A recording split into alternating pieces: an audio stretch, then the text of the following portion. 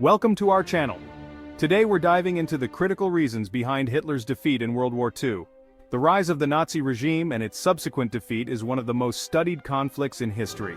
From the ashes of defeat in the Great War, Hitler would go on to orchestrate a series of stunning victories, conquering most of Europe in just a few years. But how could a power seemingly so formidable, so unstoppable, collapse so completely in just a few short years?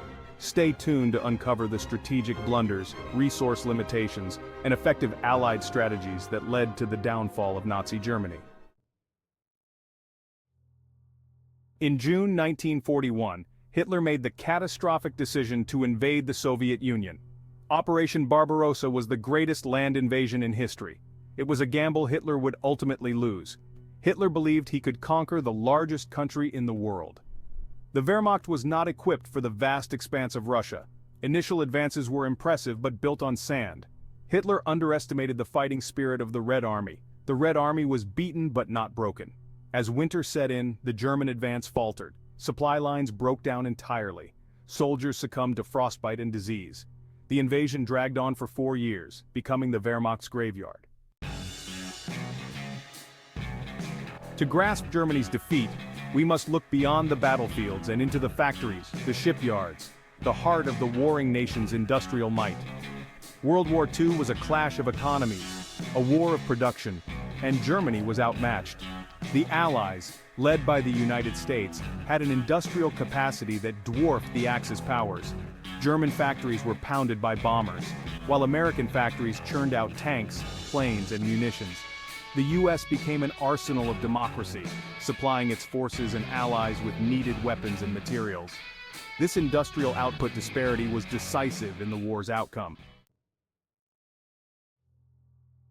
One of the most fundamental principles of warfare is the danger of fighting a war on multiple fronts. It is a strategic nightmare, one that has spelled doom for many a military power throughout history, and for Nazi Germany, it would prove to be no different.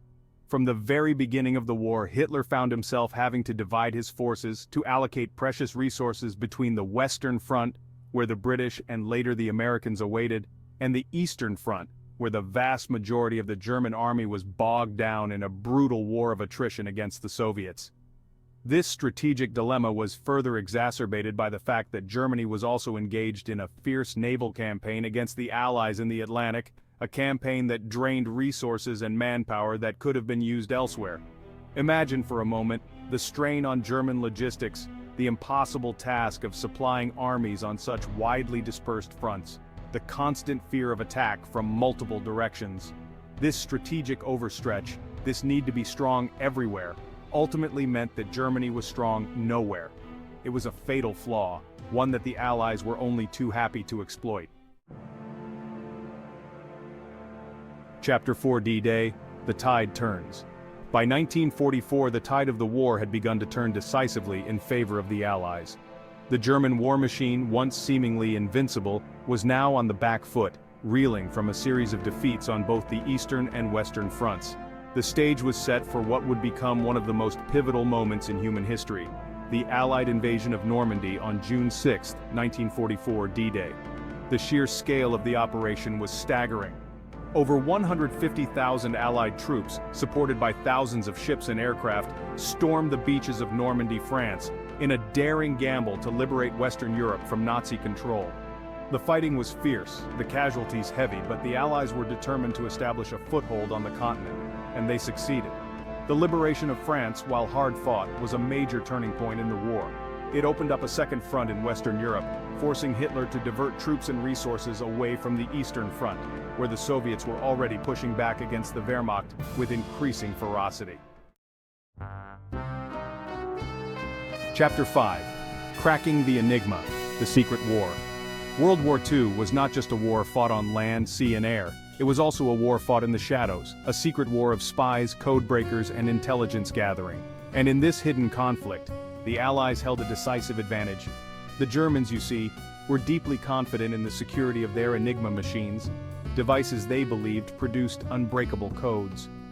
These machines were essential to the German war effort, used to encrypt their most sensitive military communications. But what the Germans didn't know was that the Allies had, in fact, broken the Enigma code.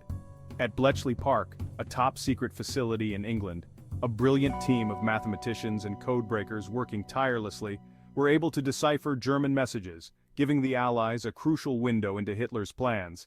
This intelligence, gathered through the tireless efforts of these unsung heroes, proved invaluable to the Allied war effort. It allowed them to anticipate German movements, to counter their attacks, and to ultimately outmaneuver them on the battlefield. Chapter 6. The Führer's Folly, Hitler's Leadership Failures. To understand the defeat of Nazi Germany, we must also examine the role of the man at the very top, the man who held the fate of millions in his hands, Adolf Hitler. Hitler, a charismatic leader who had risen to power through a potent mix of nationalism, propaganda, and intimidation, was, in many ways, his own worst enemy. As the war progressed and the tide began to turn against Germany, Hitler's grip on reality seemed to loosen. He became increasingly isolated, surrounded by sycophants who were too afraid to challenge his increasingly delusional pronouncements. Hitler's military decisions, once characterized by a certain ruthless pragmatism, became increasingly erratic and divorced from reality. He refused to countenance retreats, even when they were strategically necessary, leading to the unnecessary loss of countless German lives. He micromanaged the war effort, often overruling the advice of his experienced generals, who were aghast at his strategic blunders. In the end, Hitler's leadership, once seen as a source of strength, became a liability, a millstone around the neck of the German war effort. Chapter 7. A Unified Front, the Allied Alliance. In stark contrast to the fractured and often dysfunctional Axis powers, the Allied Alliance, though not without its tensions, was a remarkably cohesive and effective fighting force. The United States, Great Britain, and the Soviet Union, despite their ideological differences, recognized that their common enemy, Nazi Germany, posed an existential threat that had to be defeated at all costs. This shared sense of purpose, this willingness to set aside their differences in the face of a common enemy, was a key factor in the Allied victory. They coordinated their military strategies, shared intelligence, and pooled their industrial resources to an unprecedented degree. The United States, under the Lend-Lease Act, provided billions of dollars worth of aid to its allies, supplying them with the weapons, food, and raw materials they needed to sustain their war efforts.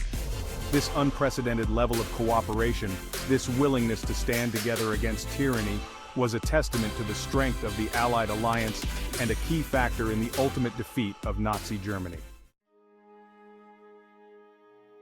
Outro: the lessons of history. Thanks for watching. If you found this video informative, don't forget to like, share, and subscribe for more deep dives into history. The downfall of Nazi Germany serves as a stark reminder of the human cost of tyranny, the dangers of unchecked ambition, and the importance of international cooperation in the face of global threats. Let us know in the comments what topics you'd like us to cover next.